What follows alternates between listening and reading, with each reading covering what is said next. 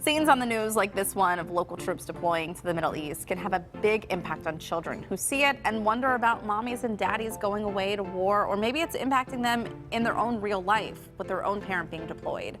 So what can you say to children to help them understand tough topics like this and other events in our adult world? Well, parenting expert and mother of 4 boys herself, Dr. Debi Gilboa, is here with some advice about those hard conversations. Thank you for being here. And these really are difficult conversations, because I think there's sometimes parents aren't sure what to say, right? Or if to say. Now, in my family, it's a little bit different because my kid's dad is in the Air Force. So in a military family, you can't avoid these topics, so you don't wonder, am I doing something wrong by even talking about it, bringing it up? Is it okay to listen to the news in front of my kids? So I'd like to start just by reiterating the advice from the American Academy of Pediatrics and the American Psychiatric Association, who agree that if your child is under the age of 8 and you're sure they won't hear about it some other way, and that's the really hard part, but if they're under the age of 8 and you're sure they won't hear about this, then it is totally okay and recommended not to discuss it.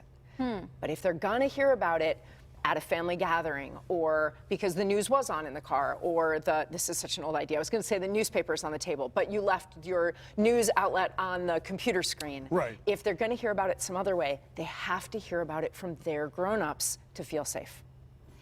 So do you know why the age is 8? Why is that the miracle It has number? to do with developmental stages. So for neurotypical kids in their development, by age 8, they're able better to separate between happening there and happening here, or to understand that something's happening, but we're doing this to be safe or that to be safe. So for a 5-year-old or a 6-year-old who might take that in and believe that it meant the war was their fault somehow, or they were going to cause more problems. Right, it was going to come into their own actual living room or things like that. Right. So you talk about the importance of you being the one who tells them rather than them seeing it on the news. But what is it that you say?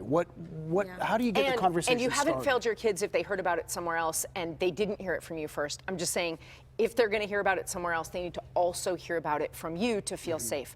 So a couple of things. For younger kids, I really want you to think of like the one piece of information you want to give them, and this is the real advantage to us to having these conversations, the one value you want to give them with that. So the value for a really young kid might be, but we're safe. Like, there are people arguing, and because they couldn't find a solution, it's become violent. It might be that simple. But it's someplace that isn't here. It's not going to affect us in our home in Pittsburgh. If for a slightly older child, the message might be communication is really important, and I wish that those people were communicating better, because communication can really help avoid conflict. So you can bring it home with a lesson of value for your child. You're an expert in your kids or your grandkids, so you know what you'd like them to learn from this, and what they can't get from reading about it online or hearing about it at school is the value. I would have to think that there are serious repercussions too if you don't have these conversations. There could be consequences for your kids. So look at it in 2 ways. One way to look at it is, if I don't mention it, then what my kid is mostly hearing is, there's scary stuff out there and I don't have any place I can process it. I don't have anybody who loves me that I can talk to about it. I don't want kids to get that lesson. The great way to look at it is, every time we talk to our kids about a tough topic, whether it's about war or crime or illness in the family, or someone getting divorced, whatever it is, we are practicing with them a pattern of them talking to us about things that are hard. And we want our kids at every age to come to us when things are hard, not keep it separate. I was just having this conversation with my husband because it was something very simple, and I said, but we want to keep those lines of communication open. We need to make sure, because when the tough times come, we want You're teaching the lesson about that topic, and you're teaching the lesson, I'm your person. Right. Yes.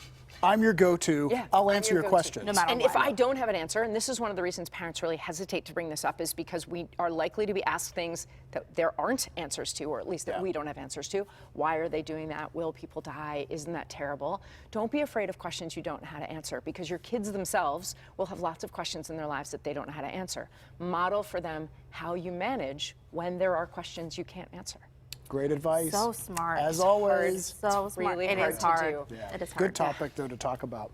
All right, Dr. Debi Gilboa, parenting expert, author, family physician, and regular PTL contributor. You will find a link to Ask Dr. G website and books at pittsburghtodaylive.com.